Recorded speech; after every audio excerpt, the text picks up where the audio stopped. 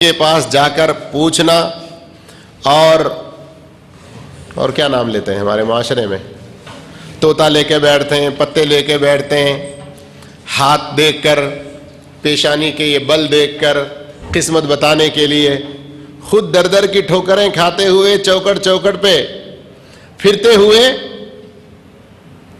لوگوں کی قسمت بتا کے 5-5 10-10 20-20 روپئے کماتے ہیں، اور اپنی قسمت جن کی پھوٹی ہوئی ہے وہ لوگوں کی قسمت بتانے جا رہے ہیں۔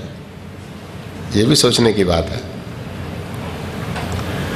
تو اب جوتشیوں کے پاس، عرافین کے پاس، علم غیب کا دعویٰ کرنے والے، اور آج کل اس طرح کا کاروبار مزاروں اور درگاہوں کے پاس مجاور لوگ اور ان کے چمچے جو بیٹھے ہوتے ہیں وہ سارے ہرے پیٹھے بنے ہوئے یا ہرا جبے کی شکل میں ڈالے ہوئے اور گلے میں بہت سارے منکے وغیرہ اور ہاتھ میں کشکول لیے ہوئے، ایسے لوگ بھی یہ کام کرنے لگتے ہیں۔ تو ایسے لوگوں کے پاس جا کے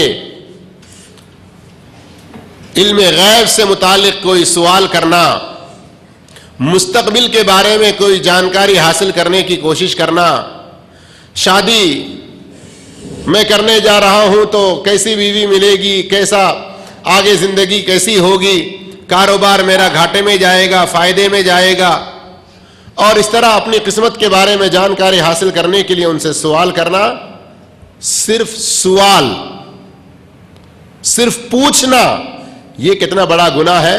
سنیے حدیث، اللہ کے رسول صلی اللہ علیہ وسلم فرماتے ہیں، من اتا عرافا فسألہ عن شیء، جو کسی عراف کے پاس آئے اور اس سے کسی بارے میں سوال کرے، کسی بات میں پوچھے، صرف اس پوچھنے کی وجہ سے لم تقبل لہ صلاۃ 40 لیلہ، 40 دن کی نماز اس کی قبول نہیں ہوگی۔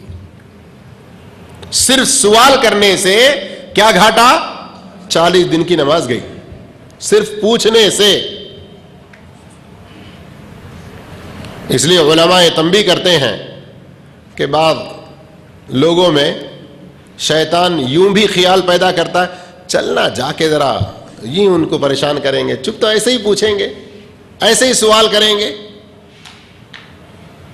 نہیں، ہاں البتہ کوئی آدمی ایمان و عقیدے میں، علم قرآن و حدیث میں پختہ ہے، اور وہ اس لیے جا کر سوال کرنا چاہتا ہے تاکہ اسے اس کی برائی سے روکے، تو پھر وہ یہ گناہ میں نہیں آئے گا۔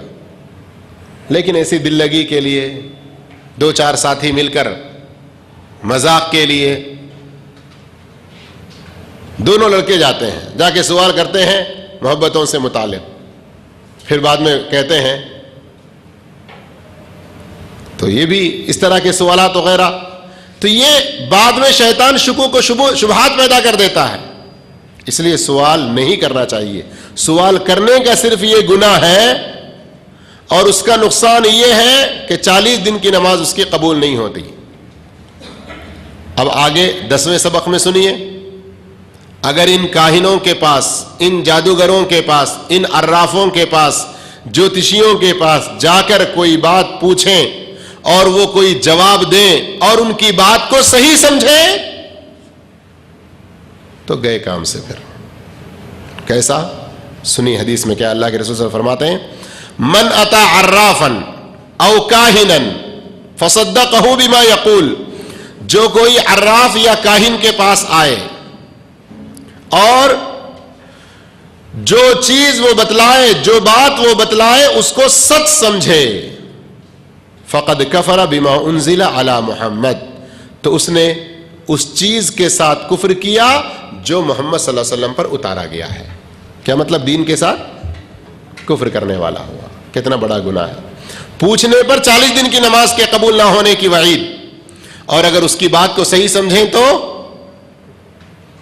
دین اسلام کا انکار کرنے والا، محمد صلی اللہ علیہ وسلم پر نازل شریعت کو انکار کرنے والا، آپ پر جو قرآن اتارا گیا اس کا انکار کرنے والا یہ بن جائے گا۔ اس لیے بہت بڑا گناہ ہے۔ عراف اور کاہن یہ 2 لفظ حدیث میں آئے ہوئے ہیں، اور ان دونوں کے مختلف معانی جو علماء نے بیان کیے ہیں، اس کی روشنی میں آج وہ لوگ جو غیب کی چیزیں بتانے کا دعویٰ کرتے ہیں یا لوگوں کی مستقبل کے بارے میں بتانے کا دعویٰ کرتے ہیں، عام طور پہ ہمارے ہاں جوتشی جنہیں کہا جاتا ہے، یا درگاہوں مزاروں کے پاس بیٹھ کر لوگوں کی قسمتیں بتانے کا جو دعویٰ کرتے ہیں، ایسے سارے لوگ اس میں شامل ہوں گے۔ ان کے پاس جا کر ان کی بات کی تصدیق کرنا، یہ اللہ کے رسول صلی اللہ علیہ وسلم پر نازل کردہ شریعت کو نہ ماننے کے برابر ہے۔ اس سلسلے میں اور بھی حدیثیں اسی مفہوم کی ہیں، اس لیے یہ بہت بڑا گناہ ہے، ان سے ہمیں بچنا چاہیے۔ نیکیوں کو برباد کرنے والی 11ویں برائی جو ہم پڑھ رہے ہیں وہ ہے شراب پینا۔ کیا ہے؟ شراب پینا۔ اور آج کل مسلمانوں میں یہ برائی بھی بہت عام ہوتی چلی جاتی ہے۔ یہاں اس مملکت میں جہاں شراب کا بنانا، بیچنا، پینا سب کچھ حرام ہے، اور وقتاً فوقتاً ایسے لوگ پکڑے جاتے ہیں، ڈنڈے لگتے ہیں، خروج لگتے ہیں، یہ سب کچھ بھی ہوتا ہے، لیکن بنانے والے بھی پیسوں کی لالچ میں بناتے جاتے ہیں، اور پینے والے بھی اپنی موج مستی میں پیتے چلے جا رہے ہیں۔ اللہ کا خوف کھائیں۔ اس کی وجہ سے دنیا میں طبی اعتبار سے، صحت کے اعتبار سے کیا کیا نقصانات ہیں وہ تو بہت زیادہ ہیں ہی۔ عقل مند لوگ ڈاکٹروں سے رابطہ کر کے ان چیزوں کی جانکاری حاصل کر سکتے ہیں، لیکن اس کی وجہ سے ہمارے ایمان کا اور ہمارے آخرت کا اور ہماری نیکیوں کا بہت بڑا خسارہ ہوگا اگر شراب پینے سے باز نہ آئیں۔ کتنا بڑا خسارہ؟ ذرا اس حدیث کو سنیں۔ نبی کریم صلی اللہ علیہ وسلم نے فرمایا، من شرب الخمر، جس نے شراب پی، لم يقبل اللہ لہ صلاۃ 40 صباحا، اللہ 40 دن کی نماز اس کی قبول نہیں کرے گا۔ ایک بار شراب پینے سے 40 دن کی نماز قبول نہیں ہوگی۔ اگر وہ توبہ کرے اللہ اس کی توبہ قبول کرے گا، پھر اگر دوبارہ پیے تو اللہ پھر اس کی 40 دن کی نماز کو قبول نہیں کرے گا۔ اگر دوبارہ توبہ کرے اللہ اس کی توبہ قبول کرے گا۔ تیسری بار اگر پھر وہ پیے تو اللہ اس کی 40 دن کی نماز کو قبول نہیں کرے گا۔ اگر وہ تیسری بار توبہ کرے اللہ اس کی توبہ قبول کرے گا۔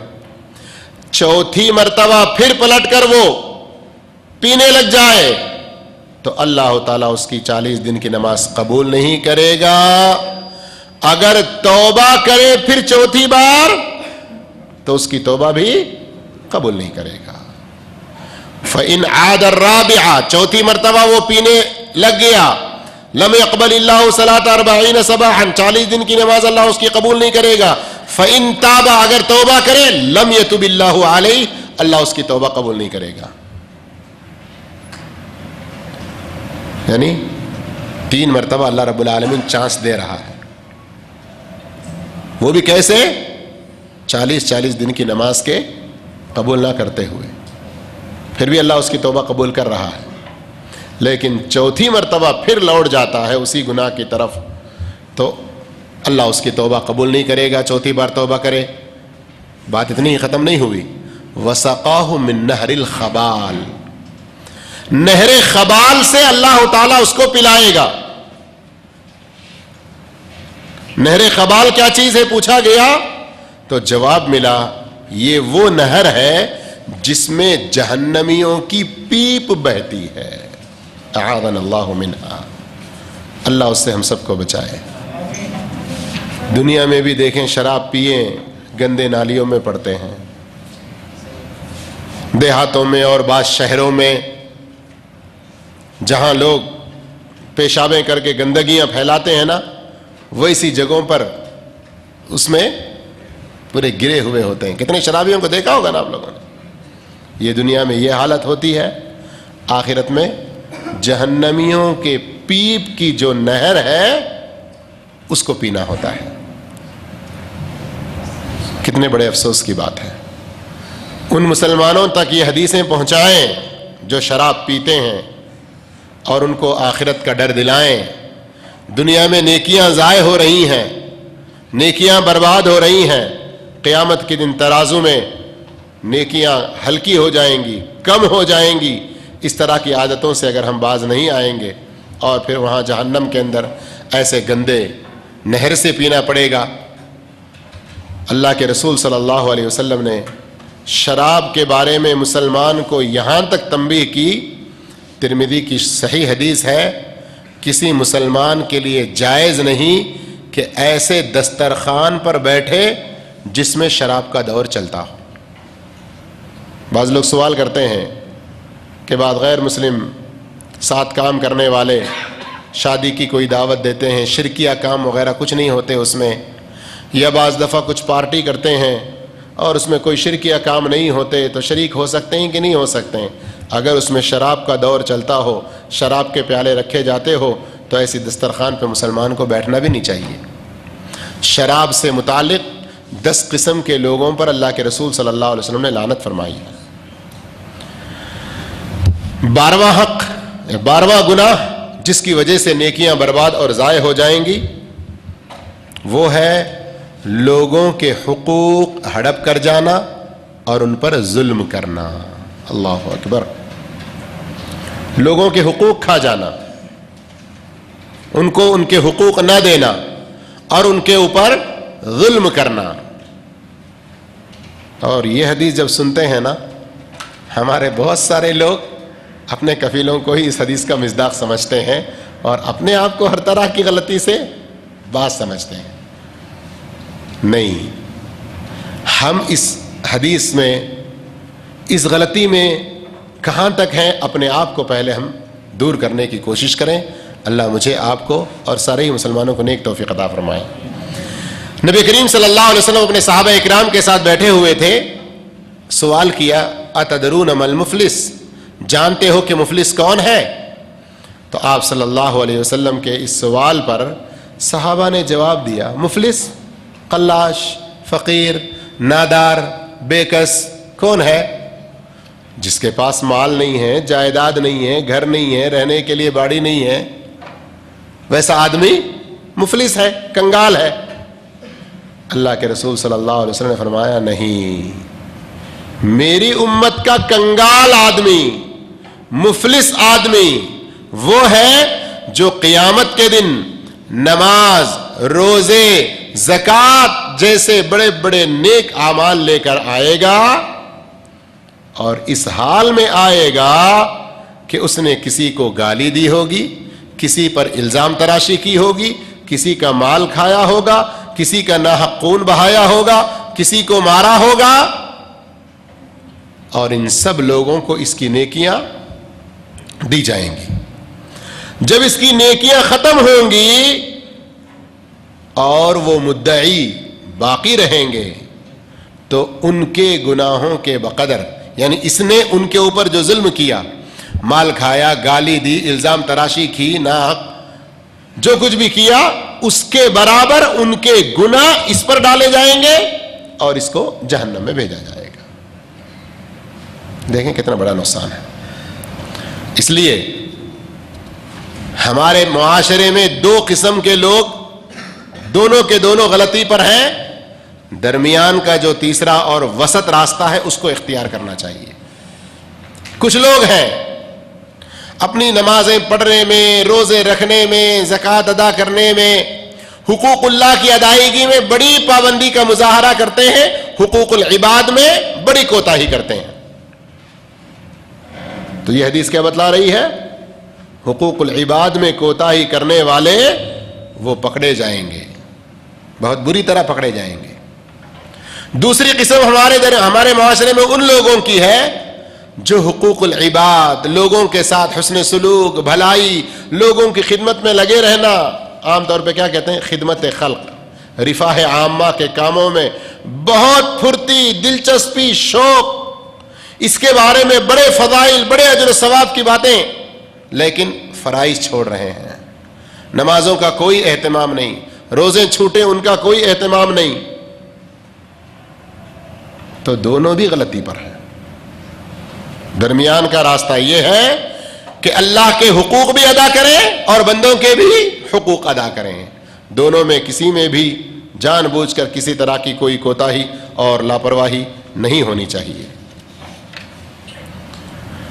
حضرت عبداللہ بن مسعود رضی اللہ تعالیٰ عنہ کی ایک اور حدیث سنتے ہیں اس سلسلے میں، لوگوں کے حقوق ہڑپ کر جانا، لوگوں کے اوپر ظلم کرنا، یہ جو موضوع ہمارا چل رہا ہے، اس سلسلے میں نبی کریم صلی اللہ علیہ وسلم نے فرمایا، بے شک شیطان مایوس ہو چکا ہے کہ عرب کی سرزمین پر اس کی پوجا کی جائے، اس بات سے وہ تقریباً مایوس ہو چکا ہے، لیکن اس کے علاوہ محقرات سے وہ تم سے خوش ہے، محقرات سے وہ تم سے خوش ہے، اور یہی وہ محقرات ہیں جو قیامت کے دن ہلاک کرنے والے ہیں۔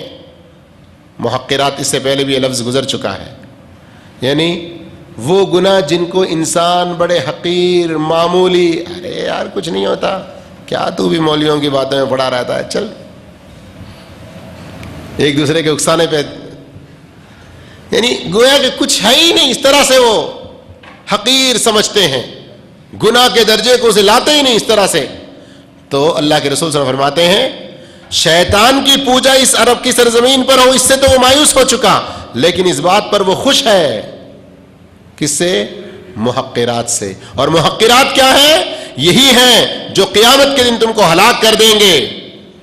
جہاں تک ہو سکے ظلم سے بچو، بے شک بندہ قیامت کے دن نیکیوں کے ساتھ آئے گا اور ان نیکیوں کے بارے میں اس کا خیال ہوگا کہ یہ نیکیاں اسے نجات دیں گی، لیکن دوسری طرف اس کا یہ حال ہوگا کہ کئی سارے مدعی لوگ اس کے اوپر اللہ رب العالمین کی بارگاہ میں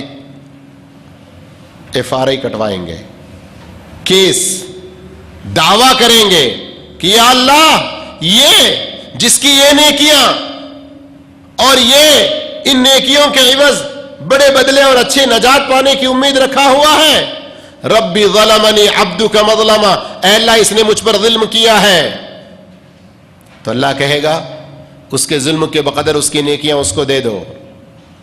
اس طرح لوگ آئیں گے اور اس نے حقوق العباد سے متعلق لوگوں کے اوپر جو کچھ بھی ظلم و زیادتیاں کی ہیں وہ سب شکایتیں کریں گے، اللہ اس کی نیکیاں ان لوگوں کو دیتا چلا جائے گا، یہاں تک کہ اس کے کوئی نیکیاں بچی نہیں رہیں گی، اس کی نجات کے لیے اور اس کے آخرت میں کامیابی کے لیے کوئی نیکی اس کے پاس بچی نہیں رہے گی۔ کیوں؟ اس لیے کہ یہ سارے گناہ جو اس نے کیے ہیں وہ گناہ اس کے ان نیکیوں کو ختم کر دیں گے۔ پھر کیا ہوگا؟ اللہ کے رسول صلی اللہ علیہ وسلم نے فرمایا، سنو، اس شخص کی مثال ان مسافروں کی طرح ہے جو کسی چٹیل میدان میں پڑاؤ ڈالے، ان کے پاس اپنا کھانا پکانے کے لیے کوئی سادھن نہیں، کوئی ایندھن نہیں، لکڑیاں نہیں، چنانچہ لوگ بکھر گئے، ایک ایک آدمی ایک ایک لکڑی چن کر لے آیا، کچھ ہی دیر میں وہ لوگ لکڑی چن کر اتنے لائے کہ بہت بڑی آگ جلائی اور جو چاہتے تھے پکا لیا۔ اسی طرح گناہوں کا حال ہے کہ تھوڑے تھوڑے مل کر بہت زیادہ ہوتے ہیں اور آدمی کو ہلاک کر دیتے ہیں۔ اور یہاں پھر ایک مرتبہ میں اس حدیث کو بھی مختصراً ذکر کرتا ہوں، وقت نہیں ہے، حدیث لمبی ہے۔ کون سی وہ لمبی حدیث؟ پچھلے سال ہم نے سنا تھا شروع میں کہ ایک آدمی نبی کریم صلی اللہ علیہ وسلم کے پاس آتا ہے اور کہتا ہے، اللہ کے رسول صلی اللہ علیہ وسلم، میرے کچھ نوکر ہیں، غلام ہیں، جو مجھے جھٹلاتے ہیں، میری خیانت کرتے ہیں، میری نافرمانی کرتے ہیں، اس پر میں انہیں گالی دیتا ہوں اور میں مارتا ہوں۔ یہ حدیث کفیلوں اور عاملوں کے بیچ میں جہاں پر ایک دوسرے کے حقوق اور ایک دوسرے کے تعلقات کو یعنی کیسے رہنے چاہیے بتلاتا ہے. یہ صرف کفیل عامل کے بیچ ہی میں نہ دیکھیں. ہر آدمی اپنے سے اوپر اور اپنے سے ماتحت ہوگا نا. معمولی اگر کوئی ٹیکنیشین بھی ہے تو اس کے نیچے کوئی لیبر ہوگا, مستری ہے تو اس کے نیچے کوئی مزدور ہوگا. ہر آدمی اپنے اپنے ناحیے سے دیکھے. صحابی کہتے ہیں کہ میرے کچھ غلام ہیں جو مجھے جھٹلاتے ہیں, میری خیانت کرتے ہیں اور میری نافرمانی کرتے ہیں. میں کیا کرتا ہوں؟ انہیں گالی دیتا ہوں اور انہیں مارتا ہوں. تو ذرا یہ بتلائیے کہ میں ان کے مقابلے میں کیسا ہوں, میں ان کے مقابلے میں کیسا ہوں؟ تو اللہ کے رسول صلی اللہ علیہ وسلم نے فرمایا جو کچھ انہوں نے خیانت کی, انہوں نے نافرمانی کی, جو کچھ انہوں نے جھٹلایا, اللہ تعالیٰ اس کا بھی حساب کرے گا, اس کو بھی تولے گا, اس کا بھی برابر حساب لے گا. اور تم نے جو مارا, جو گالی دی, اس کا بھی حساب لے گا. اب اگر ان کی خیانت, ان کی چوری, ان کی نافرمانی تمہارے مار اور گالی کے برابر ہے تو نہ ان کے اوپر کچھ ہے نہ تمہارے اوپر کچھ ہے, برابر سرابر کا معاملہ ہو گیا. اگر ان کی خیانت, ان کی چوری اور ان کی نافرمانی, جھٹلانا تمہارے مار اور گالی سے کم ہے تو تم پکڑے جاؤ گے, تو تم پکڑے جاؤ گے. اور اگر ان کی خیانت, ان کی نافرمانی اور ان کا جھٹلانا تمہارے گالی اور مار سے زیادہ ہے تو تم قسمت والے رہو گے کہ تم کو ان کی کچھ نیکیاں ملیں گی. جب اس صحابی نے یہ بات سنی تو ایک کنارے ہو کر جا کے بہت رونے لگا.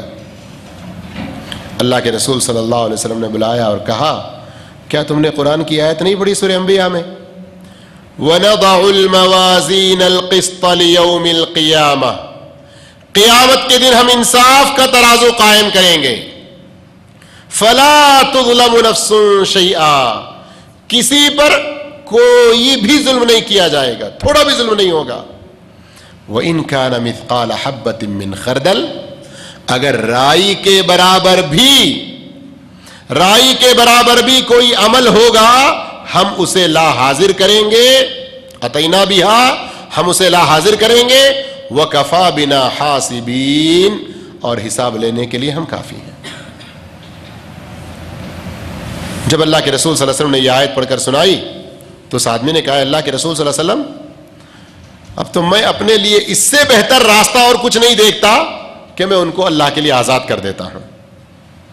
تو میں آپ کو گواہ بناتا ہوں کہ وہ سب کے سب آزاد ہیں. کیسی آخرت کی فکر تھی, حساب و کتاب کا ڈر تھا, اپنے ترازو کو وزنی بنانے کا, اور اپنے آپ کو قیامت کے دن اللہ کے سامنے حاضری کا کیسا ڈر تھا. حضرت ابو ہریرہ رضی اللہ عنہ کی حدیث ہے, رسول اللہ صلی اللہ علیہ وسلم نے فرمایا رحم اللہ عبدا, اللہ اس شخص پر رحم فرمائے جس نے اپنے کسی بھائی پر اس کی عزت و آبرو میں یا مال و دولت میں کچھ ظلم و زیادتی کی ہو, پھر اس کے پاس آ کر اس سے ازالہ کروا لیتا ہو, اس سے معافی مانگ لیتا ہو یا اس کا حق ادا کر دیتا ہو, قبل اس کے کہ وہ دن آ جائے جس میں ازالے کے لیے دینار اور درہم کے سوا کچھ نہیں ہوں گے. اگر اس کے پاس نیکیاں ہوں گی تو اس سے نیکیاں لی جائیں گی, اور اگر نیکیاں نہ ہوں تو ان مظلومین کی برائیاں گناہ اس پر لاد دیے جائیں گے. اس لیے سفیان ثوری رحمۃ اللہ علیہ فرماتے ہیں تو اللہ سے اس حال میں ملے کہ تجھ پر 70 گناہ ہو جو تیرے اور تیرے رب کے بیچ میں ہو, ہلکا ہے بنسبت اس حال میں ملے کہ تیرے اور بندوں کے بیچ میں ایک گناہ بھی ہو. نبی کریم صلی اللہ علیہ وسلم نے لوگوں کو ایذا نہ پہنچانے, تکلیف نہ دینے کے بارے میں اس قدر سختی کی ہے کہ آپ نے مجاہدین کو اس بات کی دھمکی دی کہ اگر وہ دوران جہاد راستے میں لوگوں کو تکلیف دیں گے تو ان کا اجر و ثواب کم ہو جائے گا. دنیا کے یہ جگے اور یہ کافر لوگ, اسلام کو بدنام کرنے والے لوگ ذرا اس حدیث کو سن کر بھی سبق حاصل کریں۔ ہم نے بھی مشاہدہ کیا، آپ نے بھی دیکھا ہوگا کہ عموماً دنیا بھر کے کسی بھی ملک میں ہو، فوجی لوگ جب کہیں آتے ہیں تو کیسے ظلم و زیادتیاں کرتے ہیں، لیکن مجاہدین کو اللہ کے رسول صلی اللہ علیہ وسلم کیا تعلیم دے رہے ہیں؟